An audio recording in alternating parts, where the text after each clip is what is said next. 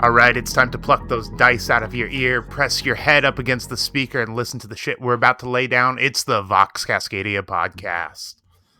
Nice. I like that one, Tyler. I know you say I made you save it from last week. Yeah, so. absolutely. So Yeah. they come to me every once in a while. That's good. Yeah.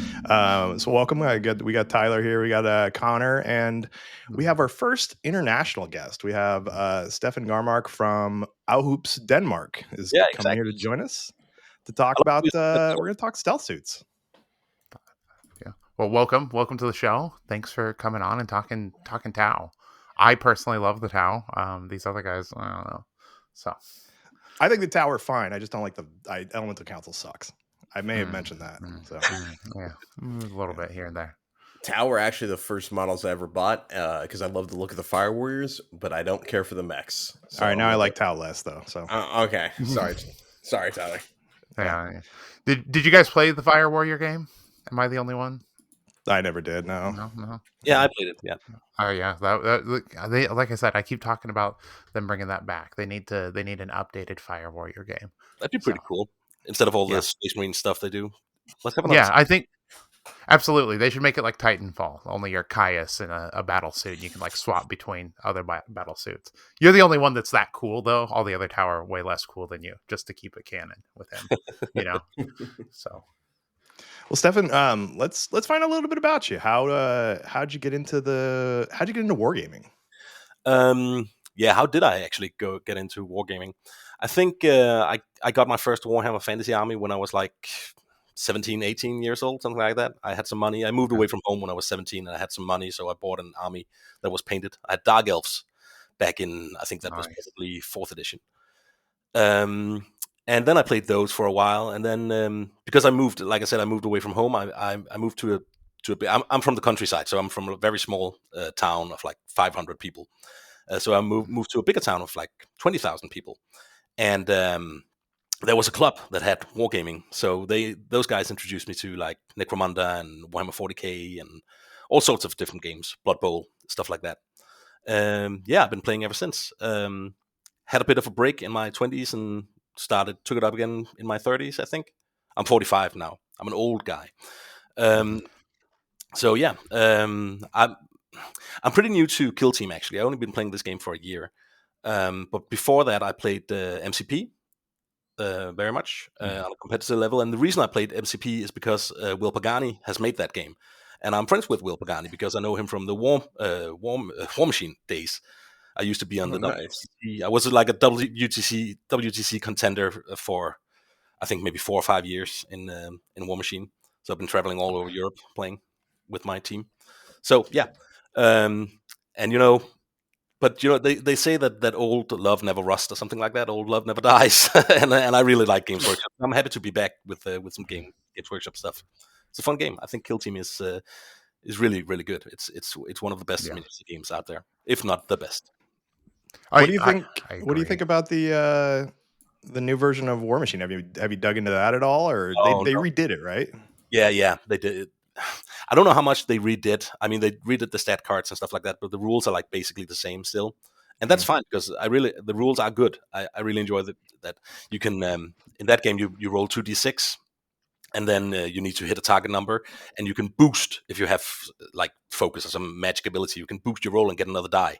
So that's not in that way. I think that's pretty neat. But a couple of my friends are still playing it. They just had the WTC in War Machine a couple of months ago over in Sweden. So it's still going.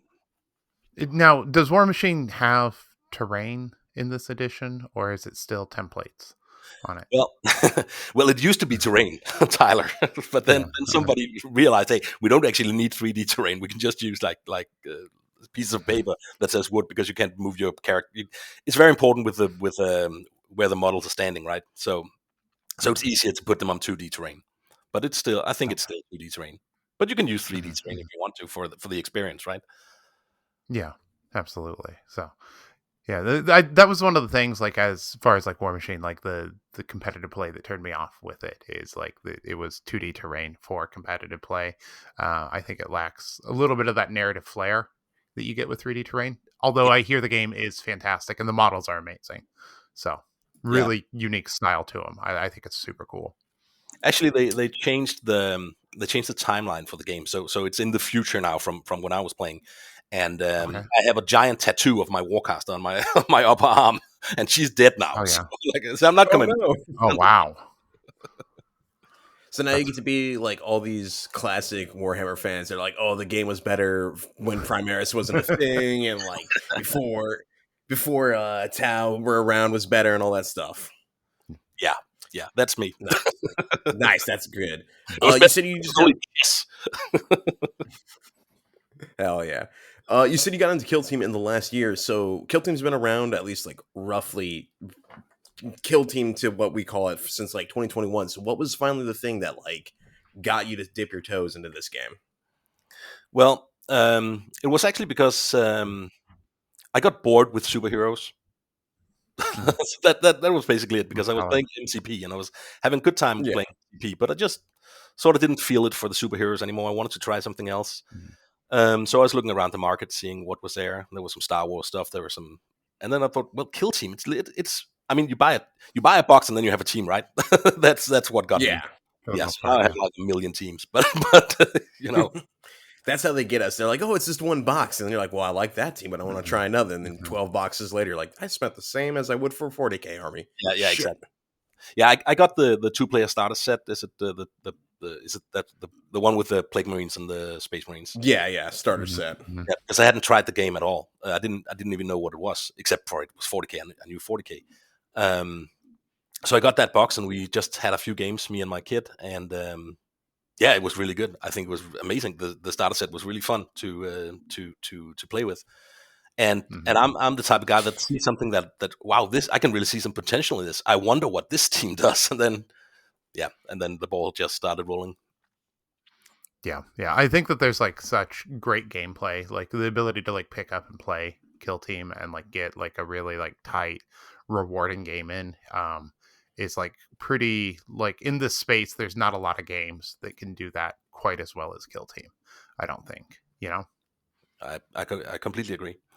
I also think that it's. I'm not gonna play. I mean, I'm an old man. I have kids. I'm not gonna play a game that takes like 6 hours to play anymore. You know, you can do this, and when I play with my son, it usually takes an hour, because we play fairly fast, and that's fine, right? You just put it up, you play. Yeah. An hour later, you're done, and that was that. Yeah, half the time investment with Kill Team is just the setup and then takedown, depending on how much terrain you have set up. Yeah, that's true. Yeah. But yeah, it's a great game. So like you said, you tried out started with the starter set, so you had your Plague Marines and the Space Marines. What other teams do you have so far?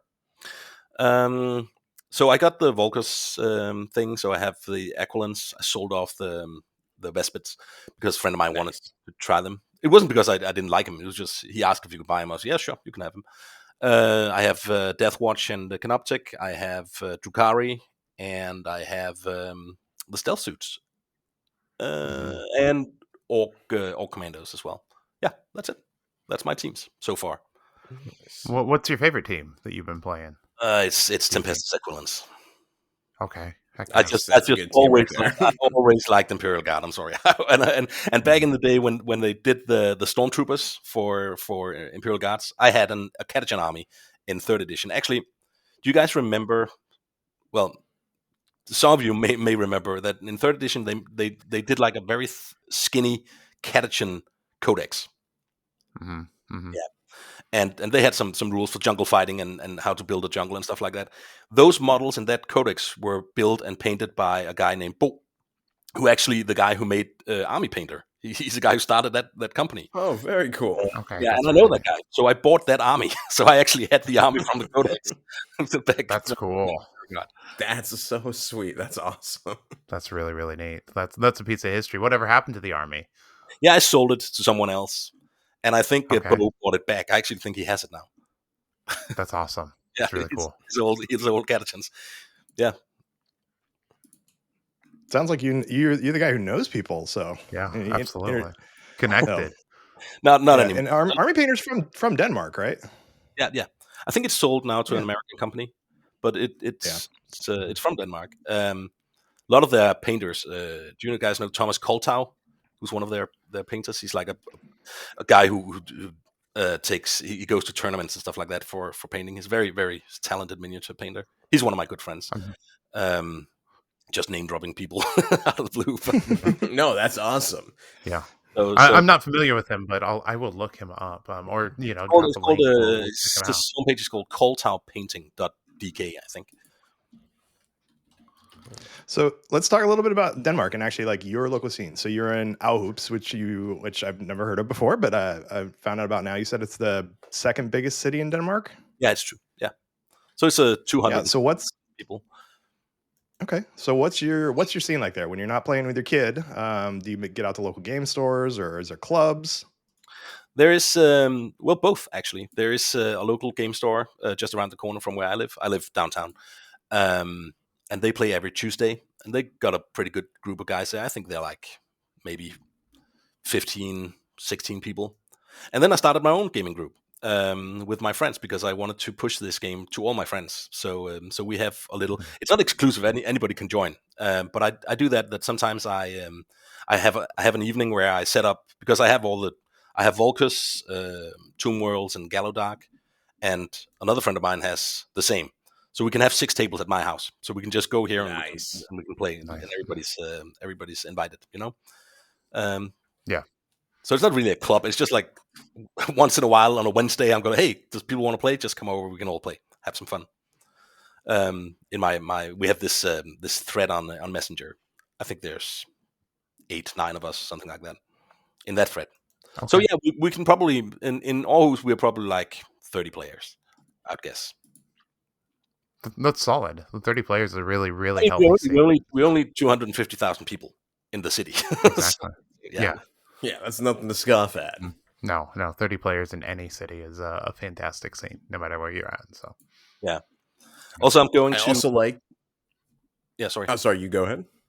Yeah, I'm going to a tournament in January in Aalborg, which, as you know, Chuck, is the 3rd largest city in Denmark. Yeah, I'm looking up Denmark stats right now. So sometimes nice. it's Aalborg, sometimes it's Odense, who's the 3rd largest. It differs a little. And there's a big tournament up there because they have something called Nordic Tabletop Showdown. That's like a massive tabletop tournament they have in like this giant place up there. So I am going to that Kill Team tournament, and that will be my first Kill Team tournament ever. Hell yeah! So I'm a little bit exciting. Yeah. Do you know? Do they have a how big is the tournament going to be? And do they have a golden ticket? They don't have a golden ticket. I don't think so. Okay. I think they have like maybe 50 spaces, something like that. Okay. That's a good sized tournament. I mean, it's Kill Team. This is the first year they had Kill Team. They have Warhammer, Age of Sigmar. I think they have MCP, of course. They have Legion. What's a fairy tale game called? Not Malifaux, the other one. Do you guys know that? Fairy tale game. Yeah, Mordheim? Malifaux? There's like Rune Gate or something. No, maybe it's European actually. The game that's probably I can't remember. A friend of mine tries to get me to play it all the time, and I'm like, no. Moonstone, maybe. I'm on their website going. Okay. Moonstone. Gotcha. There's too many fantasy games that start with MO or some kind or something like that. There's just too many MO games. Yeah, I think that's a very fun game as well.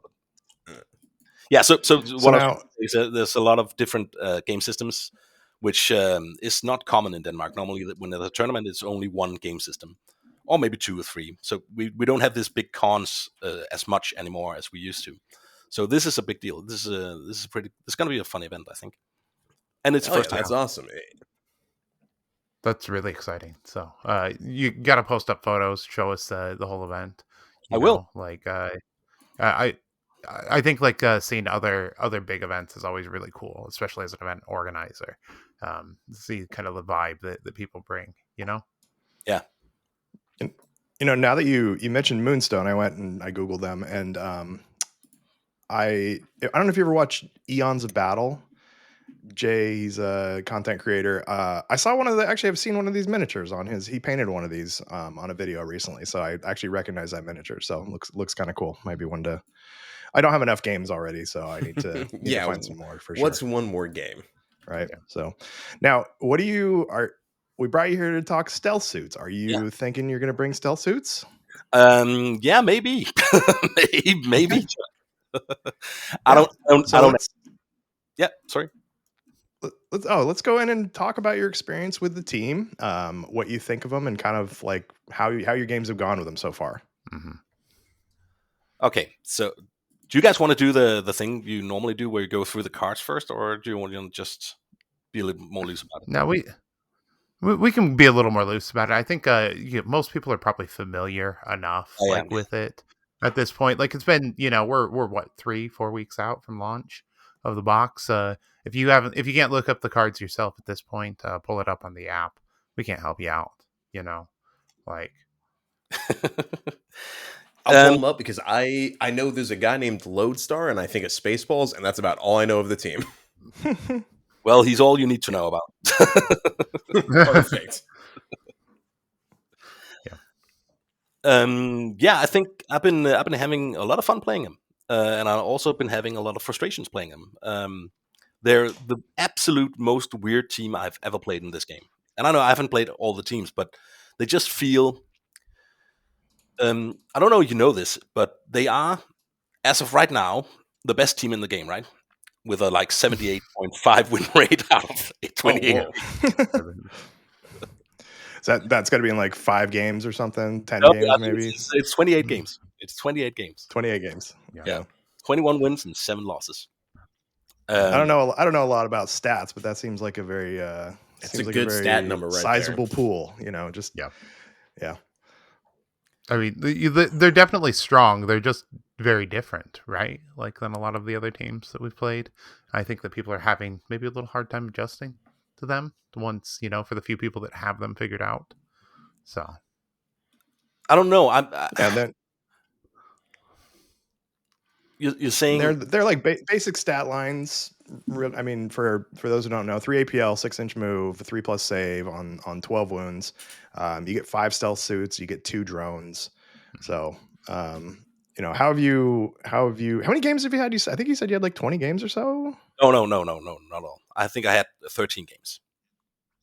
Oh, okay. Still, that's a lot of games. That's a decent amount for the box only being out. A lot of games, but I'm also trying to prepare myself for this podcast by being a lot on the Discord with people in the Tau forum. This forum, seeing how people react to them. I think there's like two kinds of mindsets. So one of the things I don't like about when you're trying to evaluate a team, if you go like, well, I talked to some guys and they think they suck. That's like, okay, but that's not really useful at all. It's like, why? Yeah. Right? What do they do? What's the problem? I find it really hard. Like I was saying before, I find it really hard to judge how good they are. They are clearly better than Kasichin, right? So we're over that. Mm-hmm. If we say Kazakhans are the worst team in the world. But the reason I mention them is because Kasichin has kind of like a problem that these guys have, and that is no melee at all. And no melee at all in a game of 40k related material it's really hard, right? But they have tricks to get out of that, and they have tricks to like fall back, and they can go shroud and stuff like that. They feel very passive, I think. So I won most of my games with them. I had a crushing defeat to Felgor. Otherwise, it's been pretty tight. They never seem to win by a lot, but they are actually, I think, good enough to not be engaged in combat. So you can sort of, so if you choose your tag up, because you can forget about crit up, you're not gonna do anything on crit up. You can't get into the opponent's territory at all, and it's very hard to stay around the middle. So there's precious few crit ups you can actually win. Some of them you can, like loot is pretty good for them. Because you can go loot and then dash back, and then, but the ones where you have to stand on point is really, really bad for them. However, I think they're really good at retrieval. That's my experience anyway. And what's it called? Spot enemy movements. Is that what it's called? The other recon one. Track enemy movement is what I think it is. Mm-hmm. Well, yeah, that one where you have to be just like you have to follow the guy, be so close to him, No, You not know? that. The other one. Because that's. I wish I'd taken the scenarios. It's one where you have to you use an action and then you look at them, and then you Okay. have to, Yeah. and then at the end of turn, if you can still see them with anybody from your team, you get points. Mhm. Gotcha. Okay. Spot enemy something. But I don't know. I'll grab my cards. Let's find out. Hold on one second. Yeah, I should have come better prepared. No, you're Oh, fine. yeah. Who knows the names of the stuff? We're like, it's that one. You do the general action. Most of the time, that Mhm, works for mhm. us. This one is really good. The second one here is really good against Felgor, I've realized. And that's why I can't remember what it's called, because I just call it counting sheep, right? Yep. That's great. That's great. But like you said, they don't score a ton on the crit ops, so you're playing, I guess, kind of a kill op and then a tack op game mostly for these guys. Yeah, because I think they have two really good tag ups, and that's the I mean, counting sheep and the other one, retrieval. And I think that the way they play, they are actually very good at not dying.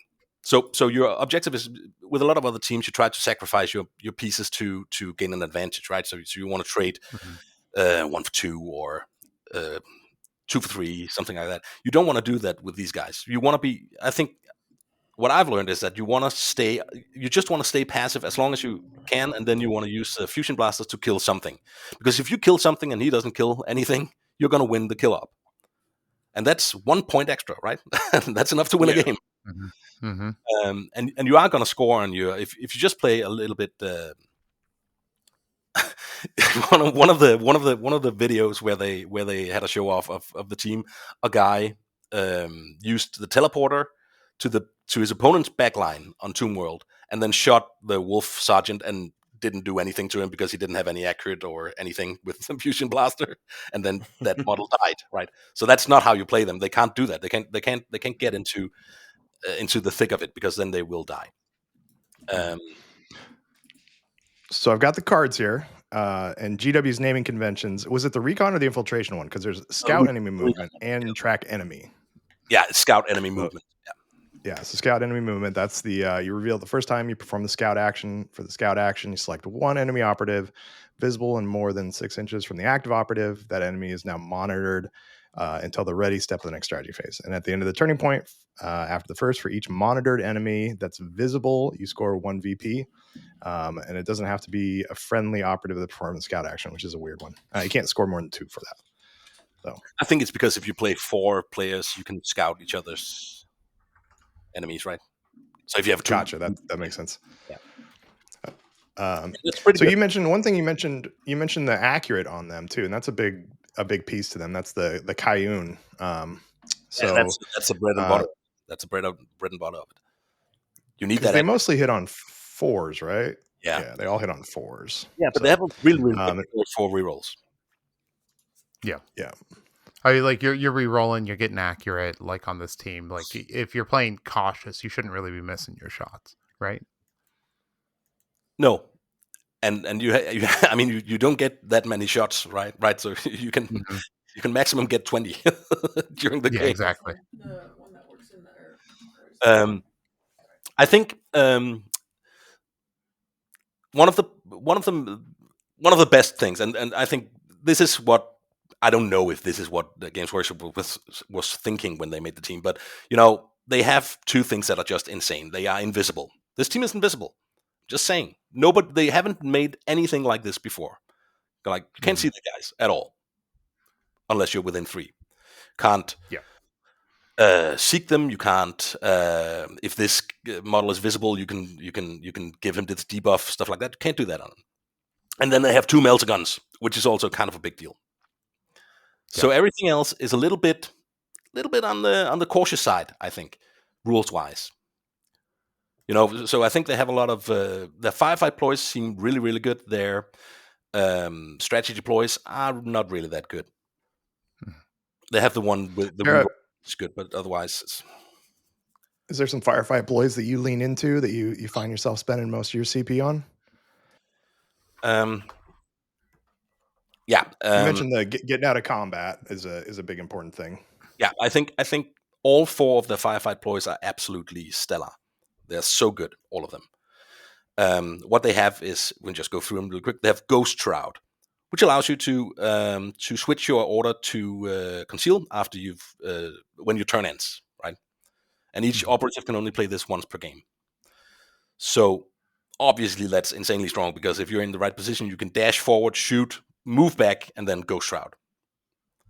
Yeah, that's pretty good. Forcing your opponent to do something about your model. Also being able to shoot while, I know there are other teams that can do that, but I think this is actually a perfect ploy for them, because first of all, I love the name. It's a great name, Ghost Shroud. It's a very good name. Shroud is something that you put about corpse in, right? Yeah, I love the name. And then, of course, the most important ploy they have, because if they didn't have that firefight ploy, this team would absolutely suck, and that's Vectored Retro Thrusters, where they move away. When you charge them, they can make a free fallback action, but they can only move up to 3 inches during that action, and then the opponent can immediately move the rest of his movement. Right. So if you're on the edge and he needs those 9-inch +1 to get to you, you move away, he's gonna be standing there. So that it's. I've seen a lot of people going like, yeah, but it's only once per turn. Yeah, but if this was more than once per turn, it would be absolutely impossible to play against. Because even if you have 2 guys, right? So let's say I have 2 guys who are in trouble, 2 guys that you can charge. Okay, you're going to charge me with one of them. I'm going to use my Vectored Retro Thrusters and go away. Then it's my turn. I'm going to move the other guy away. So there's a lot of I've seen a lot of situations where I'm playing against an elite team, and you can make it so they only have 1 charge, and they can't take that charge. Right? Now, question for this. Tyler, you might know this better than me. You're smarter at rules. So it looks like you can perform a free fallback action, and you can't move more than 3. And then the enemy can perform a free reposition action with the distance it had from the charge. But it doesn't sound like you can get back into engagement range, because they're making you do a reposition. Oh, it loses its charge. Yeah, they're not able to like charge another person or anything like that. Yep. Cool. Absolutely. That's good. That's what it sounds like to me. So. And if they're trying to do, like someone said, a max range charge, you fall back. Now you're outside of 3, and if you still have that concealed order, nothing's shooting you, because they're not able to catch you. Yep, absolutely. There are some situations where you get charged by a Space Marine and you do not get far enough away from him, and he just shoots you twice with this bolt pistol. But I mean, you have 12 wounds and you have a 3+ save. You're supposed to be eating bullets, right? I mean, you shouldn't die to bolt guns. Most of the time, hopefully. Well, I mean, you can die to them. Obviously, this is a skill team. You can die to anything, but generally, you should be able to survive most shots that people come up with, even if you don't get out of range. Also, they have Get Down, Mr. President. Right, so they can move back to they can get down Mr. President to a drone. It's called Savior Protocols. Kind of like they don't have shield drones, but their drones have the shield function apparently.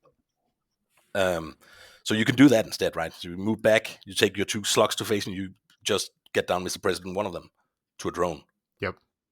I mean, that's fine, right? So your opponent is standing there on engage in the middle of the board, he just tried to kill you. That wasn't possible. Now you get to give him a fusion gun to face. Yeah, it looks like this is for shoot. I feel like some of them Get Down, Mr. Presidents, are for fights though too. Yeah, but they have a lot of these addendums to their card, caveats, if you will, to their cards, where they're really good, but they don't do all the things like this card. It's only against shooting. I can't even count how many times I wish Savior. I read it every game, going like, "Can I use this melee?" No, I can't. I'll just maybe today. Maybe if you just dream enough, one day it'll appear on the card. Yeah, exactly. No, but it hasn't yet. I hope it will at some point, because I think I don't even think that would be particularly broken. Because these guys, when they get caught in melee, they are just ass. They are terrible melee. Everybody kills them. I mean, as they should be. They're historically bad, How is Tyler? Because I know, Tyler, that you read a lot of the books, right? Yeah, absolutely. They're bad at it.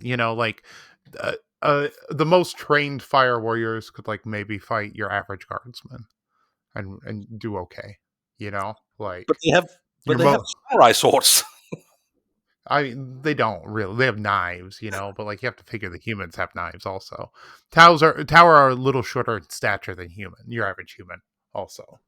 So Yeah, but I mean, you just see a lot of pictures. If you Google Tau and you go, they even have this Miyamoto figure, right? That's like a samurai. I mean, they surely they would be able to beat like a regular human, but I guess not. no, they're definitely like not. They're good at like cooperation and like herd tactics and guns, but physically pretty weak. Your average Tau. Stealth Yeah, suits are a little bit better, like hopefully they're supposed to get like there's been like little bits of like Tau with batons popping up, like kind of like their police force and stuff like that in bits of the lore here and there, shock batons and things like that. So maybe we'll see a unit in the future with that. Yeah. Looks like the leader's the only one that has any kind of melee. He can actually pull out a pistol and shoot you in melee. So it's a pretty good pistol as well. Yeah, I actually modeled that on my leader, and I'm kind of bummed because I saw somebody who modeled it across his chest, like put the knife on the one hip, and then the pistol across the chest. And I wish I would have done that. I just put it on his other hip, so it's pretty cool. Did you put it on the hip that it's supposed to be on the other hip? No, I put it on the other hip, so it's a little backwards too. So yeah. So it'd be with his offhand. I like that. Yeah, it'd be kind of a pain in the ass to draw, but that's fine. If he's using it, he's in trouble already.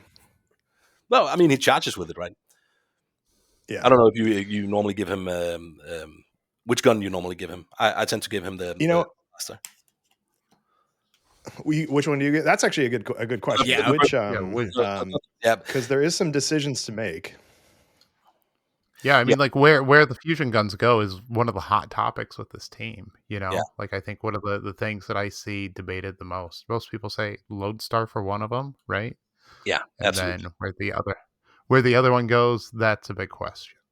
So the reason why you want to give it to the Lodestar, why that's so popular, is because he's got a get out jail free card, right? When you shoot at him, he's got the electro chaff launcher, so you can like do little what they called. It's electric chaff, but I always like those pipes you can pull them and confetti like confetti launcher. Yeah, that's how I'm going to see it now. He's just woo! Yeah, they get distracted by the fun noises and the little twirling confetti. I bet you do, Connors. Yeah, easily. Who wouldn't? His electro chaff. So launcher, you said Lodestar for one, because he's got the poppers. Yeah, the popper set, just for the people out there, he can use it once per turning point, and they make it so that he can either ignore the piercing weapon rule or he's obscured. He can also use it on a guy within 2 of him. No, within 3 of him. But more than 2 away from the end. So good. Like, you're going to be using that every turn, at least on yourself or someone else, right? So you can make that play. Absolutely. I get why people want to give him the fusion blaster. I have mine magnetized so I can switch it around. I just think the Lodestar has his other ability where he wants to go really far forward with his homing beacon, because the closer you can get that to enemy lines, the better it is.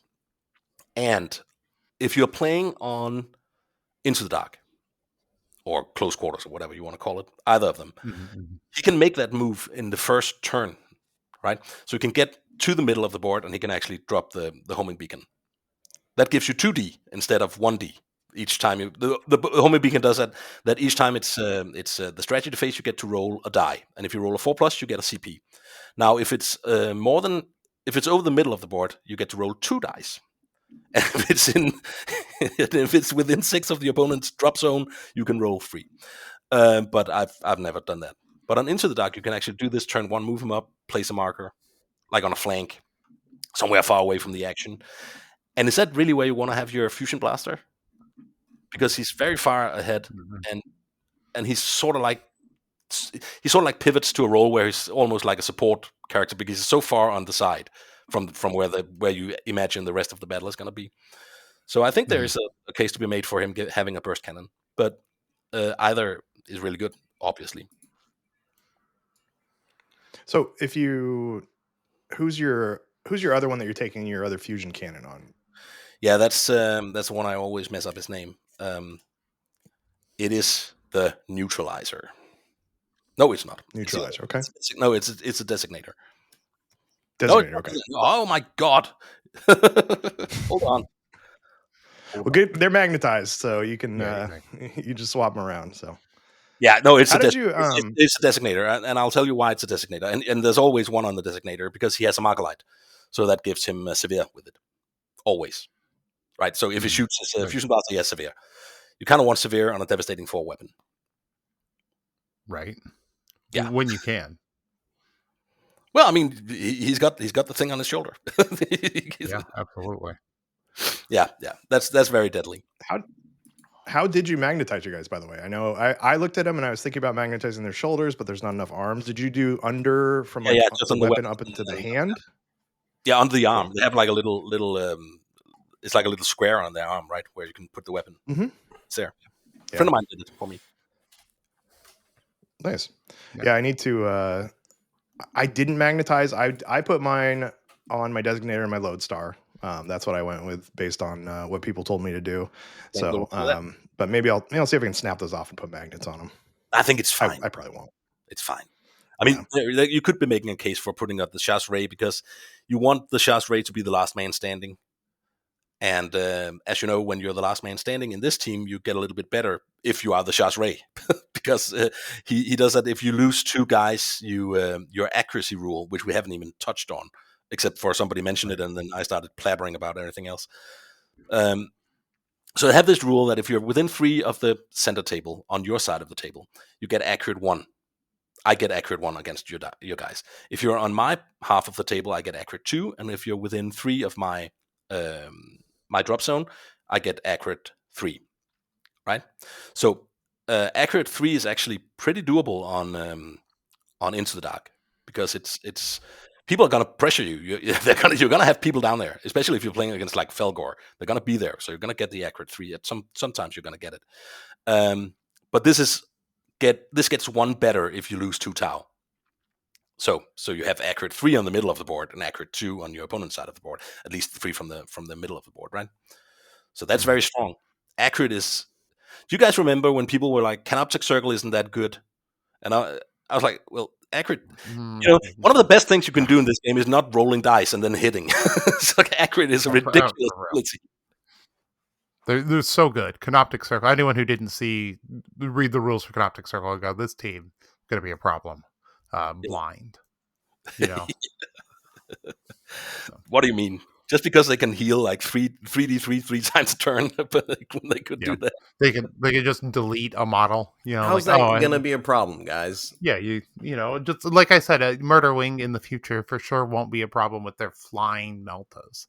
That's going to be totally balanced. This game releases totally balanced stuff all the time. Hey, no problems. Maybe they can't fly. So these guys maybe they can. These guys have a firefight ploy that says engage jetpack, right? They have jetpacks as well, but they can't fly. They can use a engaged jetpack and make like a pseudo fly once turning point.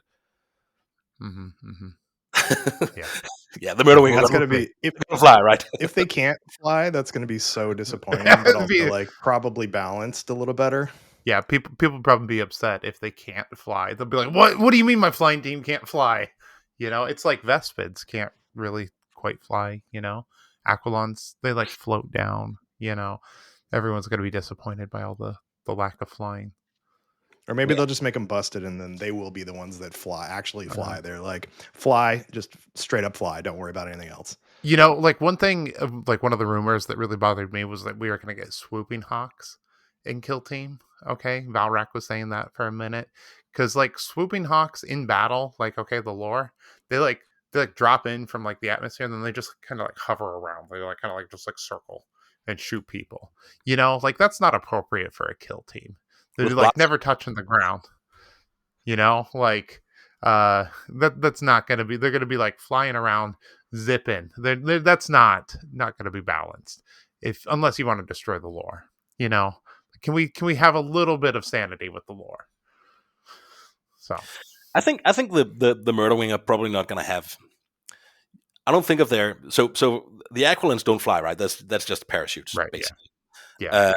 But they're like silent and they parachute into the battlefield. I enjoy that. I think the Murder Wing are probably going to have the equivalent of like a really, really heavy motorcycle on their back that's really slow but makes a lot of noise, and moves them like marginally faster than they actually are. Yeah, it'll be interesting to see what they're like. But back to stealth suits. Yeah, Another absolutely. team with two Meltas and And a jetpack. pseudo fly. Yeah, exactly. So everything Murder Wing is supposed to have.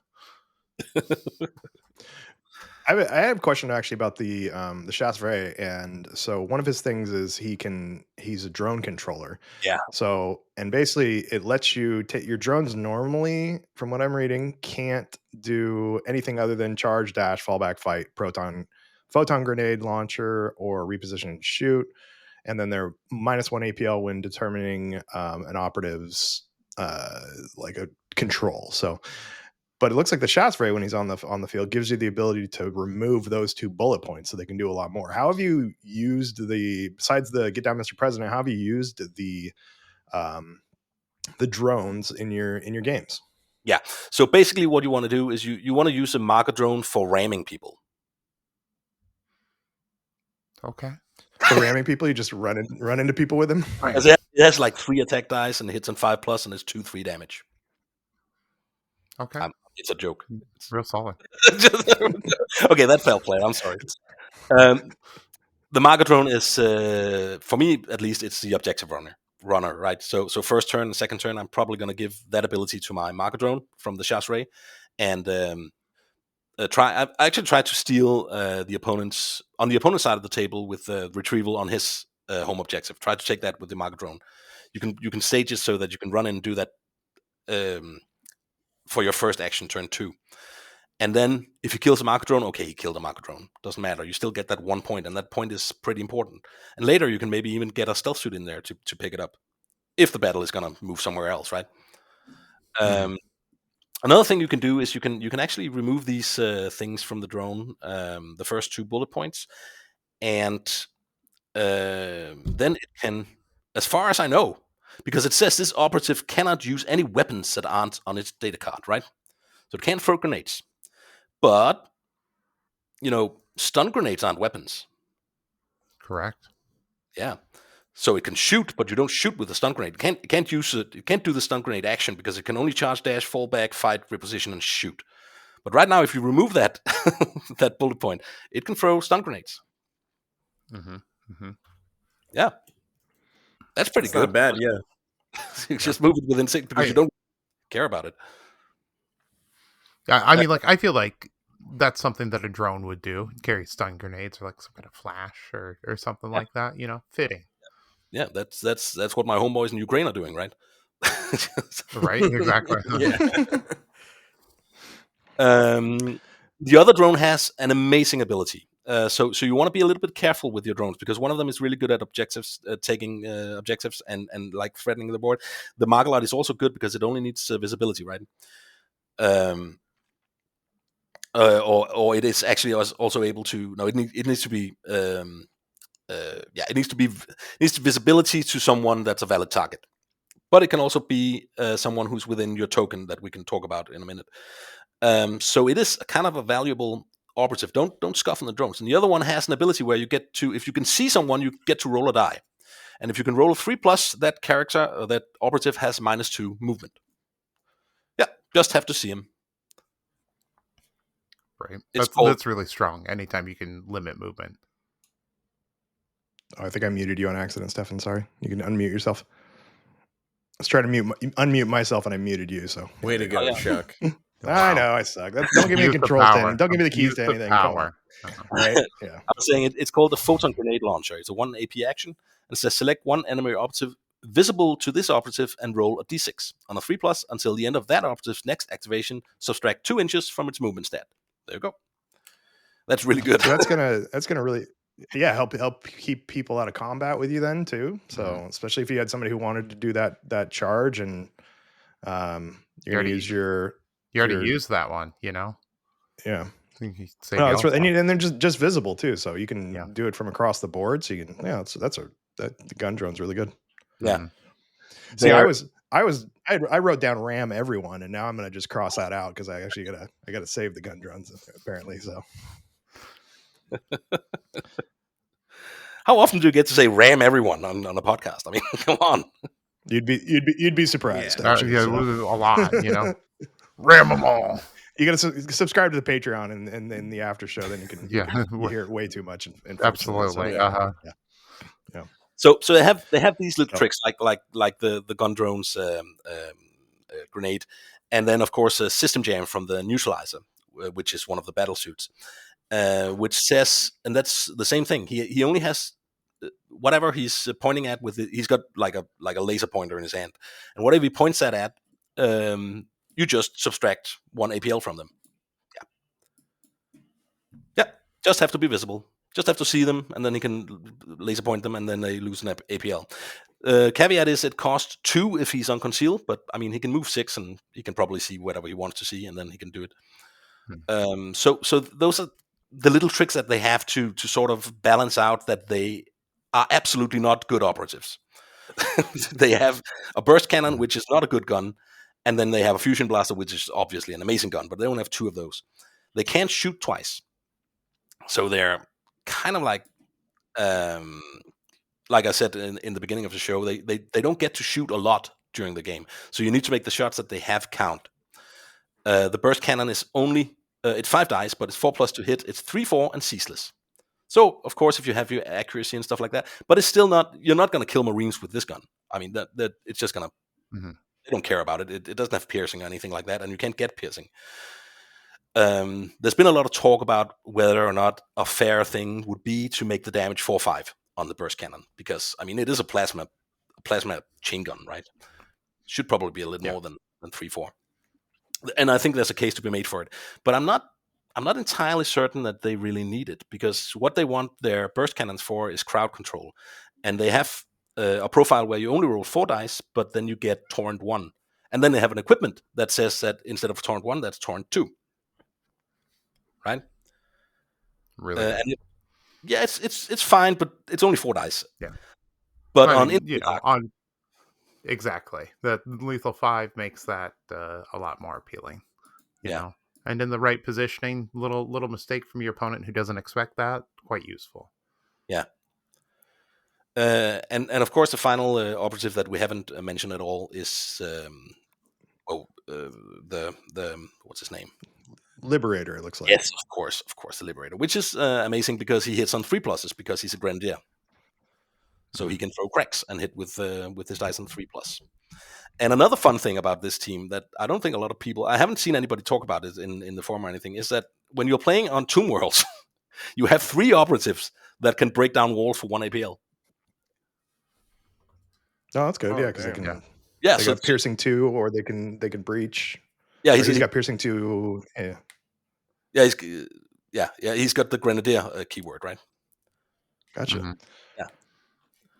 So that is super helpful. Even on my orcs, I was playing Rekka Crew the other day, and the breacher, or the not the breacher, the fighter guy who can pound holes through walls on Volcus can't pound a hole through a wall on Tomb World. So hopefully they fix that. But that does open up some stuff on Tomb World for you. Yeah, that couldn't. That's exactly what it does, right? It opens up some stuff on Tomb Worlds. I can't stress enough. I think when they tested this team, because apparently they do test their teams, I don't think they ever tested it on Volcus. I think they tested it on Tomb Worlds and Tomb Worlds alone, because they are so much better on Tomb Worlds than they are on Volcus, because the battlefield is shorter, so it's easier for them to get the accurate. It's also easier for them to get the signal down. It's easy for them to just walk through walls, which is it's really good when you have 3 APL that you can walk up to a wall, you can blow it up, and you can shoot somebody on the other side.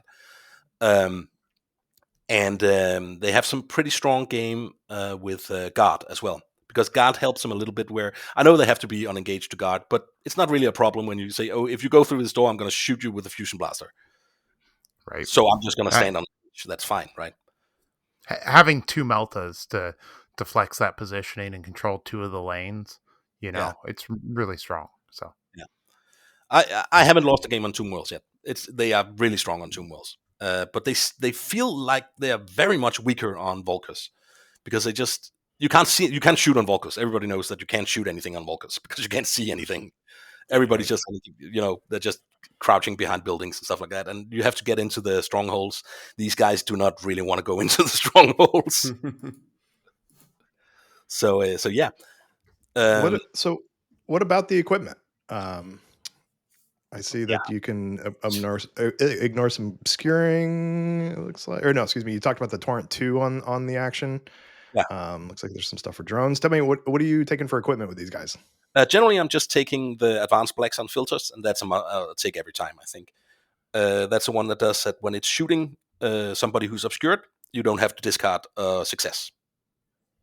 So you still can crit, but you don't have to discard a success, which again pairs really nicely with accurate, right? Mm-hmm. Yeah, if you're retaining 3 dice anyways, you don't need to worry about the crits anyways, and then you don't have to discard. That is a very nice one. Yeah, and I also always take the hardwired target locks because, but I will tell you, I've never used it, but I take it every game. It says that if you would counteract, you can do so with a friendly battlesuit that has a conceal order and is more than 3 inches away from enemy operatives. But before it counteracts, you must change its order to engage, and you cannot perform any actions other than shoot during that counteraction.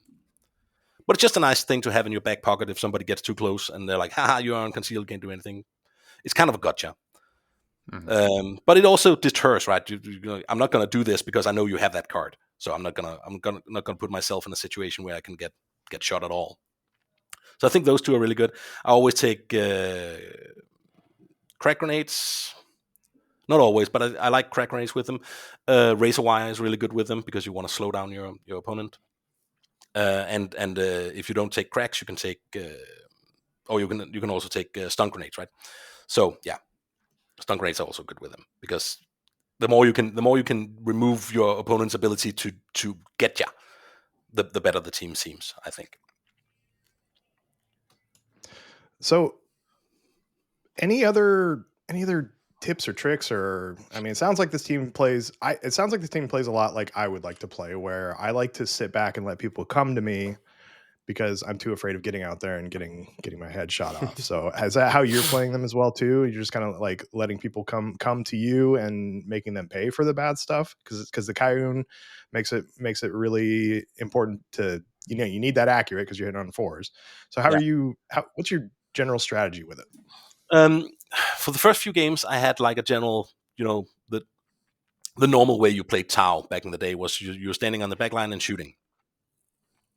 And that was what I did with this team for the first few games, and it worked okay. But I felt like I was not present enough in the scenario. And then I had that game against Felgor, where he just absolutely wrecked me. Jesus Christ, I got so beat up. But then I realized something. The thing I realized was that Felgor doesn't really shoot very well. Right? They have those 2-3 auto pistols that hit on 4+. That's it, right? Mm-hmm. And then, of course, the Shaman has some good spells. So why am I even on Conceal? Because, there's 10 of them, and I can't do anything if I'm on Conceal because I don't have any counteracts. So the next time we played, I was just on Engage all the time. Got a lot of counteracts, got a lot closer games. Still lost, but it was much closer because they can't shoot me because I have a 3+ armor save. And they even have a card that says that if you shoot them from more than 6 away, they get like pseudo concealment. So I think it depends on what you're playing against. You absolutely do not want to be aggressive, but you don't need to use all your defensive tools all the time because they have so many defensive tools. They're very hard to shoot. So if you're on Conceal and more than 3 away, they can't shoot you at all. But if you're on Engage and more than 6 away, you're very hard to shoot. I mean, you still have cover, still have stuff like that, and then you have this thing where they have to remove a die, right? So they shoot you, and then they have to remove a die that's a hit. And if they don't have any hits, they have to remove a crit. It's a super strong ploy, but you're never going to use it, right? Would you recommend that kind of going on all Engage as well for like other melee teams like not Felgor, Goremongers and like Chaos Cults and stuff, where again, if they don't have a ton of shooting, just start blasting as much as you can. absolutely, you need to get those counterattacks, and you're not getting those counterattacks if you have your shields up. So you have to, you can only shoot once. So how the hell are you going to get through a Chaos Cult team with these 5 shots a turn, right? So just go on engage, see what happens. I think that's a perfectly viable strategy. I think before they start buffing them, and there's a lot of people who's very down on them because they don't have the. But I'm not sure, man. That's what I started the podcast saying. I'm not sure. I don't know how good they are. They feel really, really good sometimes, and sometimes they just feel like they can't do anything at all. But you have so much that's really good. Like accurate is so good. I hit on 4+, doesn't matter. I hit. that's what matters here, right? I have my 2 fusions. I'm really good at killing elites, which are very popular. And then another trick, and that's the last one, I promise. But I just wanted to tell you because I thought it was pretty funny. I was playing on Tomb Worlds against Ravenous, and it was the map where one of the points is like way off to one of the side, and the others are kind of like across from each other on the middle. And I had the one in a room on my side of the board on the middle. That was a middle. That wasn't the middle. That was my home objective, and his home objective is across from that. And then the middle objective is on the side, on the middle. So to get into that room, he needs to burrow beneath the wall in turn 3, and then he could like get into the room where my home objective was. And he obviously wanted that because we were playing loot. So he puts down his burrow token, and I've been so bitchy about the strategy deploy that these guys have. That's called patient hunters. That says that no, not that one. The ambush one. Prepare ambush. It's called, where you get to place your ambush marker on your side of the table, and then if anybody moves within 2 of it, you can shoot them. You can't shoot them, but if you shoot them, you can remove the marker to get seek, right? So I think this is an absolutely worthless strategy deploy in like 99% of instances because people are just not going to go into your zone, right? And it's only on your tablet. But in this scenario, he had to burrow into my room, into my zone. So he burrows, and I put down the token. And first activation, I take one of my fusion guns and go on guard. So first guy up is gonna get it. He's gonna get it. And that happened. So the first guy up died immediately.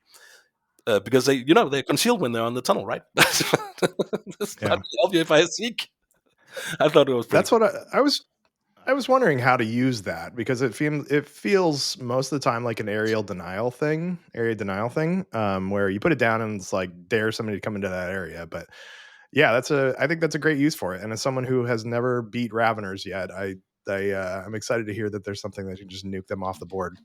So I think them standing on the tunnel and not being able to get shot is super annoying. Yeah, just don't go to the tunnel.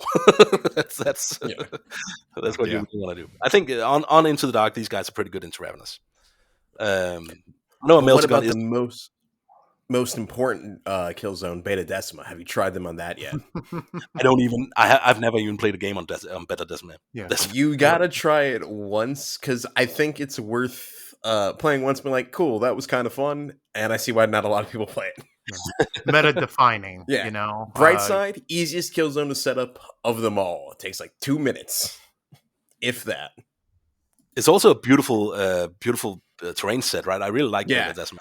I actually really do like the terrain just for normal open boards too, because it's perfect for like new players where you're starting to introduce like the 3rd dimension, but everything is a perfect rectangle and square. There's no weird cover lines, and everything is like perfectly 3 inches tall, I think. I heard Rattlings are really good on Beta Decima. They're like S tier on that one. Yeah, Beta Decima likes teams that have good long range shooting. Yeah. Cool. Well, Stephan, any final thoughts on the stealth suits? I've got mine built. Got them primed. I might even see if I can get some base coats on them today, and I'm excited to try them out because even though everybody says they suck, I think they sound fun. We'll see. We'll see how that goes. I thought Cops sounded fun when they first came out, and I got destroyed with them. So, but any final thoughts? Yeah. My first final thought is they do not suck. They absolutely do not suck. That can't be true because I've been winning most of my games with them, and I'm not the best player in the world. I know I'm like a seasoned tournament player in different other systems, but I haven't played this game for that long. Maybe something just clicked because I used to play Tau in 3rd edition, and it's kind of like cautious approach to everything, right? They feel one of the things I really like about this team is they feel like Tau. They really feel like Tau, and that's once again GV are really good at getting those themes into their teams. They don't suck. They are somewhere between Kasachin and Canoptic. I'm just not sure where. It's quite the range there. So Exactly. between the best team in the game and the worst team in the game, they fall right in the middle or Yeah, but somewhere they're around not there. the best team in the game, and they're not the worst team in the game. It makes me sad. I played Casterkin for a long time. It makes me sad that they've been just horrible this whole edition. Well, Yeah, the I mean, like, always welcomes you. Yeah, like, Chuck, like you've unleashed like the true essence of who you are, though, as the Orcus guy I know. 12th Orcus guy. Right? Actually, I haven't even checked the standings. I probably fell farther in the Orcus standings. So Probably, but like you're still the Orcus guy I know. Yeah, for sure, 100%. So they're not the best team. They're not the worst team. Anything else that any other final words of wisdom for me is who's gonna most of the time I like to get people on here so I can figure out how to play a team that I want to play. So I appreciate you coming on and teaching the team to me. No. Okay, just remember that you're not in a hurry to do anything. Your opponent is in a hurry to try to rush you. So just try to slow him down as much as you can, kill as much as you can. Try not to lose your stealth suits before like turn 4. Maybe you can lose 1 because you want to win. You absolutely want to win the kill op, and you can't do that in a fair fight. You can only do that if you run away. But they get greedy. People get greedy. Marines are gonna marine, and that's when you strike, and that's when you kill them, and then that's when you win by that 1 or 2 points on kill op. So you're not gonna have those giant like 21-2 games with this team. I don't think that's even possible. But they are absolutely capable of winning during against basically anybody. Felgor is really, really hard. I haven't won against him, but I can see that it can happen. I mean, it's maybe I have like 40% chance of winning, but that's still something I can play into, right? Right. They're really good against elites. Fairly not so good against hordes, but hordes can be managed with your torrent weapons and with your slowdown effects and stuff like that. Yeah. Heck yeah. Awesome. Well, thanks for coming on. We really appreciate it. You mentioned you're on a podcast yourself earlier. What podcast is that? I have a podcast called Castle Grayskull Radio, where we talk about another tabletop game. Oh hell yeah! Is it He-Man stuff? Yeah. It's a tabletop game that's called Masters of the Universe Battleground, which is a Polish game that's pretty fun. It's just been released, not just like half a year ago in the States. It came out over there. So yeah, it's me and Dave and Alex and Holger. So it's me and an American, an Englishman, and a German. And we're not only the Star Trek. We actually have a podcast as well.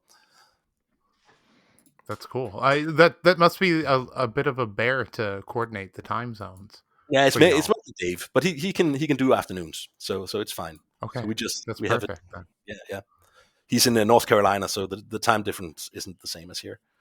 Okay. I think it's house for him. I'm actually right around your age. So I actually had, when I was growing up, I had Castle Grayskull. I had the actual toy, the actual toy Castle Grayskull. That was hard. I sold it at a garage sale, and I'm so disappointed. Chuck, you got to rebuy it, and we can use it for Kill Team terrain. Man. I actually got it for my son. When I got into this game, I bought Castle Grayskull for my son because son. Because I never had for your son. Yes, I never had it. So yeah. Here. That's cool. Now you healed your inner child, and that's the most important thing to do. Yeah. Also got him Snake Mountain. Couldn't help myself. Nice. That's so cool. But anywhere else we can find you? I'm Scarmark on Discord. Otherwise, nowhere really. that's cool. Yeah. Heck yeah. Well, thanks for coming on and checking us out. You can find us. Can I do that? Yeah. sorry. No, it's okay. Let's get to I just want to say hi, make a shout out to my best buddy, my training partner, Peter, Magnus, my son Frey, who's an amazing player, and G and Pin and Jesper and what all your names are, and all the guys in the stealth suit Discord that aren't all doom and gloom about it, especially Skylar. Skylar, you're the best. That's it. Thank you. Yeah. Well, again, thanks for coming on. You can find us at Vox Cascadia Podcast on Instagram. Or is it just Vox Cascadia? It's just Just Vox Fox Cascadia. It's Yeah. it's the Patreon that's Vox Cascadia Podcast. I'll get it Yes. right one of these days. You can find me at Lowbrow Minis, Chuck at Painting Cave Minis, Connor at Spanaway. Again, us at Vox Cascadia on Instagram. I don't have any shirts coming up until the end of December. World Eaters Cover the Earth shirts will be coming out in January for shipping and pickup. We love you. Good night.